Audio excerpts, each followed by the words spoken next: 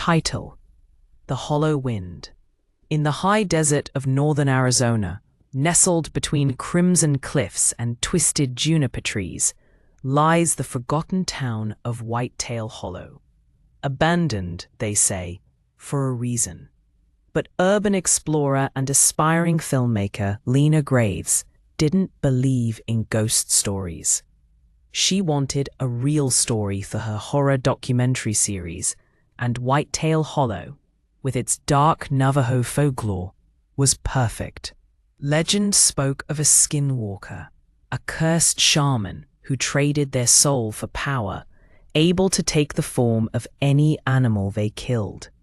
It was said the skinwalker still wandered the hollow, wearing the flesh of beasts, imitating voices in the night, feeding on fear.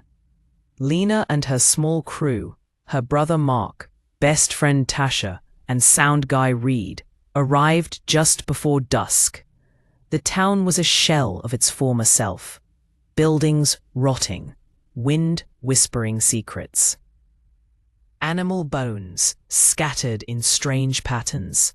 Locals had warned them not to stay past nightfall, but Lena was too intrigued to leave. She wanted to prove the legend was just a myth.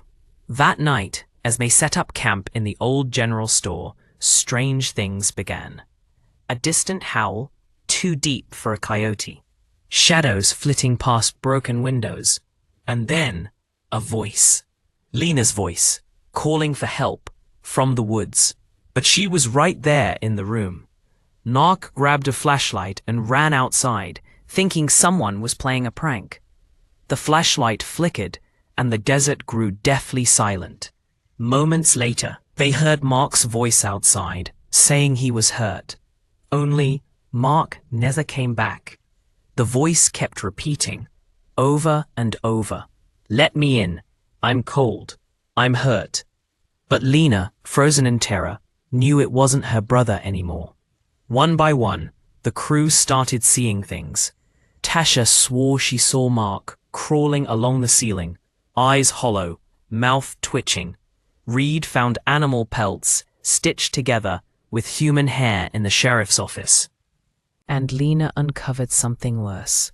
A journal from a 19th century medicine man, detailing how the town tried to kill the skinwalker, but failed. It couldn't be killed, only contained. The seal had been broken. By dawn, Tasha was missing. Blood and animal prints led into the canyons. Reed lost his mind and walked into the desert naked, whispering to unseen things.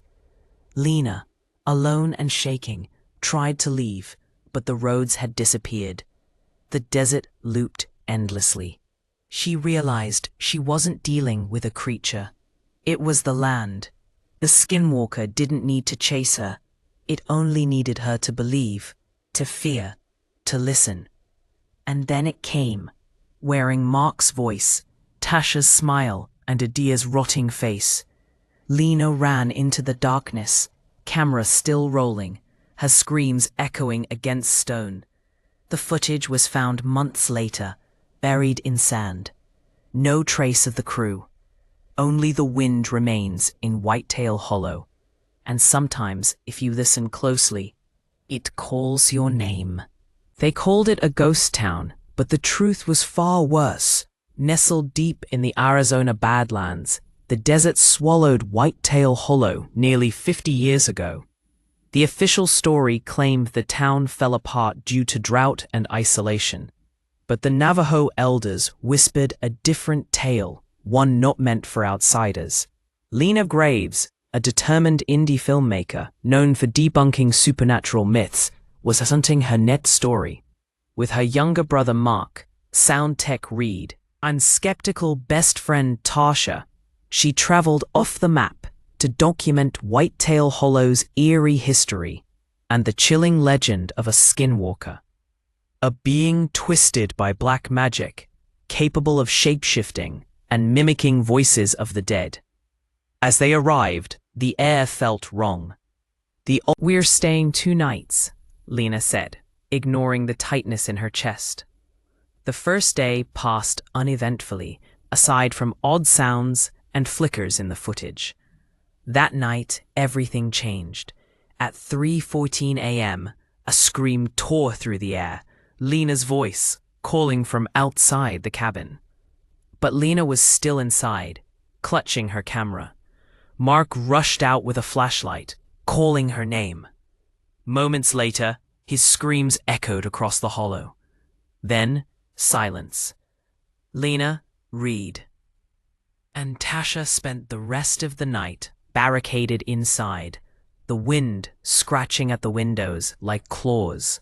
When morning came, there was no sign of Mark, only drag marks in the dust and a tuft of deer fur with a strip of human skin.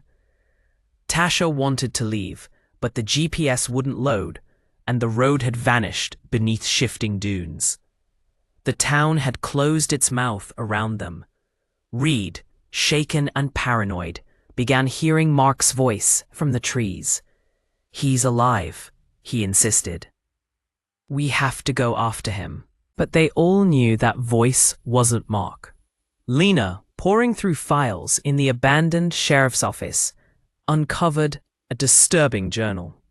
In it, the town's founder described a Navajo shaman who cursed the land after being exiled for practicing dark rituals. His soul became bound to the desert, a skinwalker, condemned to walk in borrowed flesh. The final journal entry read, "We tried to seal him beneath the chapel, but blood opens doors." That night, Tasha disappeared. Lena found a trail of blood leading beneath the chapel into a hidden cavern carved into the rock. Bones covered the floor. Animal skins hung like curtains. Something stirred in the dark. Something tall, wrong, wearing Mark's shirt stretched over a deer's body. She ran, screaming, with Reed behind her, until he suddenly stopped. When she turned, Reed's face was blank, his eyes cloudy. He whispered, "It's not so bad, once you let it in." Lena fled into the canyon, camera in hand, whispering her final log. "This place is alive. It sees us. It wants us. The Skinwalker, it learns from us." Her flashlight flickered out. Footsteps circled her in the dark. A voice, her mother's voice, called from behind her. She turned. Black screen. Static. The footage ends.